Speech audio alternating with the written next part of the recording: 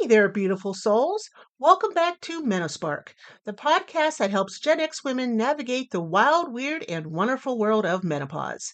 I'm your host, Allie Thies. I'm a board certified sexologist, menopause care provider, and fellow midlife mischief maker. Today we're diving in legs first.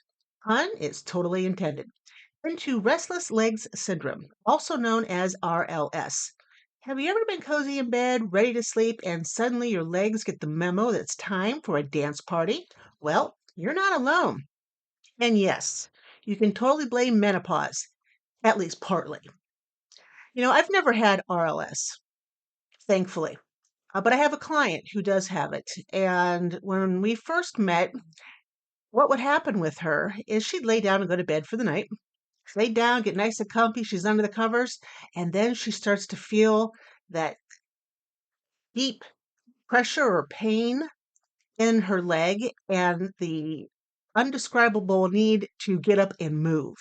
So that was her nighttime routine. And then she'd get up and move, walk around, go down, get a drink of water, come back up again, lay down in bed, and before you know it, it was time for rinse and repeat. This was an ongoing saga for her. And we figured it out. And, now she is RLS free, thank God. And I want to get you the same way. So let's get nerdy for a second, shall we? RLS is a neurological disorder characterized by an uncontrollable urge to move your legs, usually because of uncomfortable sensations like tingling, crawling, or even an itching deep inside the legs. These lovely symptoms tend to show up at night, right when you want to rest. That's ironic, don't you think? Now, why isn't it fully understood? Your guess is as good as mine. But science points to changes in the dopamine levels in iron deficiencies. And guess what messes with both of those? Ding, ding, ding, menopause. Estrogen is a multitasking queen. As it drops during menopause, it can wreak havoc on the dopamine regulation. And this affects how your brain controls muscle movements.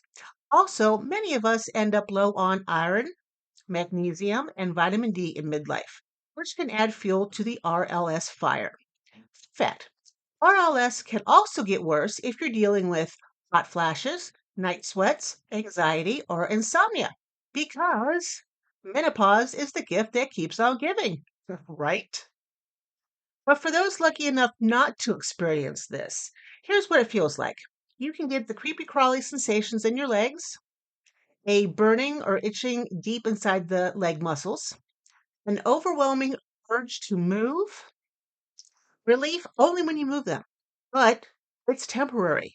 And again, this usually happens when we lay down for sleep at night. Now, here's how you take back some control with some lifestyle tweaks. Move those legs during the day. Regular activity helps, but don't go overboard. Too much exercise can make it worse. On my smartwatch, I have it set for every 50 minutes for it to beep for me to get up and walk around because I sit a lot during my day between doing podcast interviews, creating content, doing my schoolwork for my PhD. I am always in the seat. So if you have one of those smartwatches and you have the ability to tell you to get up and move every 50 minutes, please do that for yourself. You can also stretch before bed. Think yoga, maybe some gentle hamstring stretches, or a quick calf massage. You can cut back on caffeine and alcohol. You know, this is not the way for me to win friends, but this does help. You want to stick to a sleep schedule. Your brain loves routine. So do your legs. You can get warm baths or heating pads before bed. Oh, yes, you can. Some nutritional support is to get your iron levels checked. Even if you're not anemic, low iron can trigger RLS. Consider magnesium glycerate. Hopefully, I said that right. It's magnesium with the G. It's calming and can ease muscle twitchiness. I take this every night, by the way, before I go to bed. And I think that does help part of the R that I don't get RLS, but it also helps me fall asleep. Just an FYI. You can boost vitamin D if you're low. A blood test can confirm this. And you want to hydrate. Yep, dehydration can make RLS worse. Now, some natural helpers that I absolutely love. You can use lavender or peppermint oil and massage them into the legs before bed. You can, right before bed, you can have an Epsom salt bath for that magnesium soak. You can have restless legs homeopathic tablets. I have not used those, but with some clients, I've seen these work wonders. And leg compression sleeves. No way in the world are these things sexy, but they do work. If your RLS is kicking your butt, it's time to talk to your doctor. There are medications, um, dopamine agonist. Hopefully, I probably said that wrong, but to help the dopamine kick in, anti-seizure meds, even some more sleep aids that can make a big difference.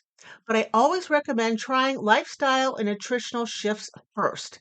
Less risk, more empowerment. Now I know RLS is frustrating, exhausting, and just plain unfair when you're already dealing with hot flashes, brain fog, and WTF libido, right? But there are ways to soothe those restless legs and get your beauty sleep back. I want to thank you for hanging out with me here on MenoSpark today. I hope you enjoyed this episode. Please follow me on Facebook, Instagram, TikTok, and Substack for even more tips, tricks, and inspiration. And if no one's told you today, let me be the first to say it. You are fabulous. Remember, you're not alone in this journey. Until next time, keep the spark alive. You deserve.